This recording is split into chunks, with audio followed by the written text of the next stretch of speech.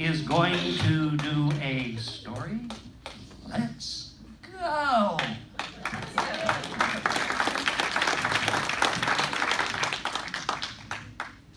Family traditions are my favorite part of the holidays. I have always loved spending time with my family. My parents, my grandparents, my aunts, my uncles, my cousins, and my cousins. And I'm a creature of habit, so I like knowing what to expect. Christmas Eve, we always spent with my mom's side of the family, and it was always the same. Church, the early mass with the children's choir, even when us kids were all grown up. The family photo session, the short tempers that went along with the family photo session.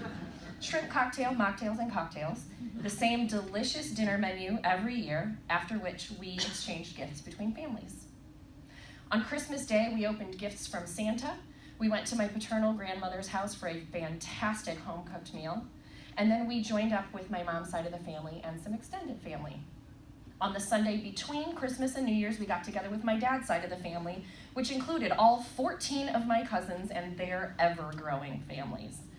Now that sounds like a lot of running around, but we all lived within 30 minutes of each other. Pretty lucky. And I really looked forward to this sequence of events every year and to seeing all of these people that I love so much. When I was 16, my family moved to another state, and we started a new tradition, holiday travel. For the next 25 consecutive years, I traveled back to Ohio to spend the holidays with my family. From the St. Louis suburbs, from a college town in southwest Missouri, from Chicago, from Seattle, by car or plane or some combination of the two, no matter where I lived, I always spent the holidays, Christmas, in Ohio with my family. 1998. It's my first year living in Seattle. It's my 15th year of holiday travel. On December 23rd, a Wednesday, on his way out of town, a friend loads me and a gigantic suitcase full of warm clothes and presents for my family into his car and drives through the falling snow to SeaTac Airport so that I can catch a red-eye to Cleveland. I drag my huge suitcase to the end of a very long line. And when I say that this line is long, I am not exaggerating. This is not my first holiday travel rodeo, and I know what to expect. But this was like nothing I'd ever seen. This line snaked all the way through the maze in front of the counter, around the corner, and down the hall to security. To kill time, I make conversation with the couple in line behind me. She's traveling to see her family too. He's there for moral support. And it turns out that she and I are on the same flight to Dallas and then catching connections to other cities from there. We talk for quite a while, and the line does not seem to be moving at all. About 45 minutes into our wait, airline representatives come through the line and ask us where we're going and if we have connections. They pull some folks out of the line and help them at a separate counter. So I get to move forward, but the line really isn't moving.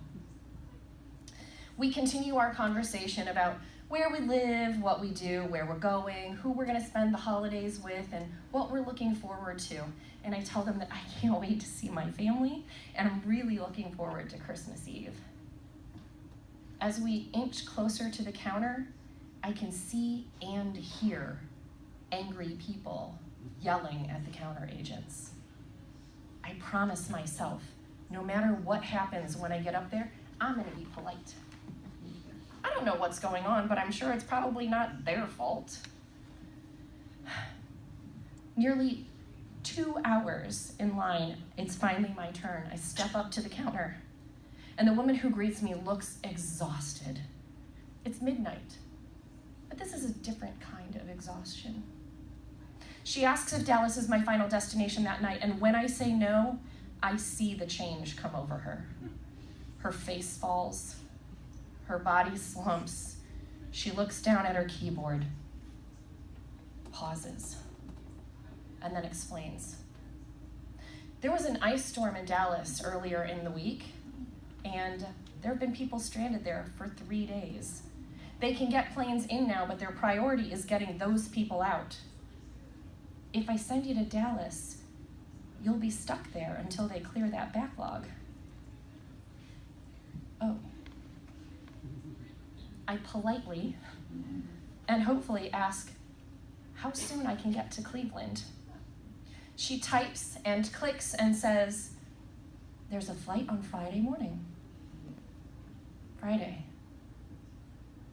Friday's Christmas. I'm gonna spend Christmas Eve and Christmas morning alone? I must have said some of that out loud because she says that she notices on my itinerary that I'm stopping in Chicago for a few days on my way back to Seattle. She could send me there that night with no trouble at all, but no, I don't have family in Chicago. I need to be with my family. I need to be with my parents, with my aunts and uncles, with my cousins. I say, I'm not gonna yell at you, but I am gonna cry. If you could just figure out the soonest you can get me to Cleveland, I would really appreciate it. I take a deep breath and I look to my left where I see my friend from the line crying at the next counter. The first flight that will get me to Cleveland is on Christmas morning. It's routed through Chicago and it will arrive in Cleveland at about 5 p.m. And the tears really start to flow as I realize that I'm probably gonna spend Christmas Eve and Christmas morning alone for the first time in my life. The nice lady at the counter asks if I would like her to book me on that flight. And I think, should I even go? I'm already gonna be alone on Christmas Eve and Christmas morning. Is it worth it to fly all the way across the country and only get to spend 48 hours with my family before I have to get back on a plane? What's the point? But the point is getting to see my family, my parents, my aunts and uncles, my cousins, and my cousins. I nod yes, and she says, I could put you in first class on the flight to Chicago if that would help. And I say, it would help a little, thank you. When we get it all sorted out and I have my new ticket in hand, I grab my suitcase that's filled with my presents for my family, and I head for the bank of payphones. It's after midnight in Seattle, past 3 a.m. in Ohio, the wee hours of Christmas Eve. My dad answers the phone and I sob as I tell him that my flight has been canceled, like the kind of sobs that make it impossible for him to understand what I'm actually saying. Calm down, Cynthia. It'll be okay. I tell him that I'll call him in the morning with my new flight information and hang up. I look up from the phone and I see my friend from the line. She's a couple of phones over, dialing and crying. I grab my suitcase again and it hits me. I'm stranded at the airport. Now, I know a decent number of people, but not well enough for an airport pickup. Certainly not well enough for an unscheduled airport pickup, and absolutely not well enough for an unscheduled after midnight airport pickup. For me, airport pickups, they require a little bit more than a casual acquaintance.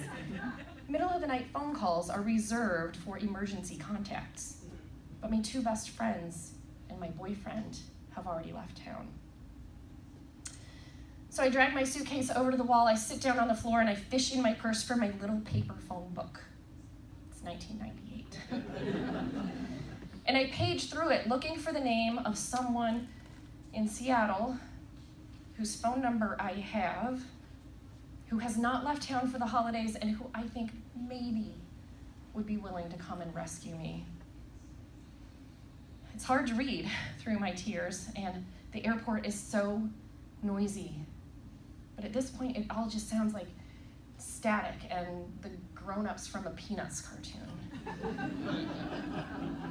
I'm running out of pages, and I'm running out of hope, and I'm starting to panic.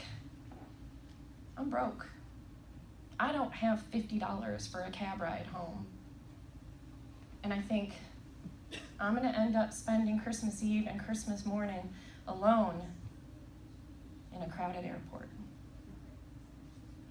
As I turn the last page of my little phone book, a voice breaks through the rest of the noise. Let's go. I recognize the voice as the man who'd been in line behind me with his girlfriend. I sit there crying, and I hear him tell her again, let's go. I think how lucky she is to have him, and I wish I had someone with me. Come on, let's go. And I think, what am I gonna do? And then he says, come on, hey, come on, let's go. And I think, is this lady crazy? Why is she not leaving?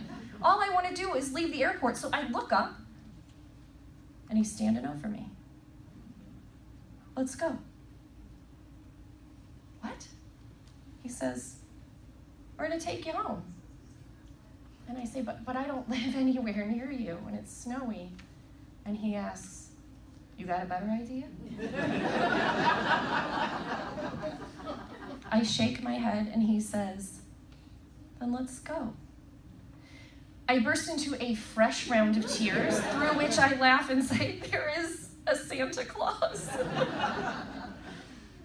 He loads my suitcase next to his girlfriend's in the car and drives through the snowy streets of Seattle, out of his way to make sure that I get home safely. On Christmas morning, I drive myself to the airport, and when I get on the plane, the seat and the service in first class feel like a gift. I probably tell this story about a dozen times during the little bit of time that I have to spend with my family. There is a Santa Claus. There's a lot of discussion about Christmas spirit and accepting rides from strangers.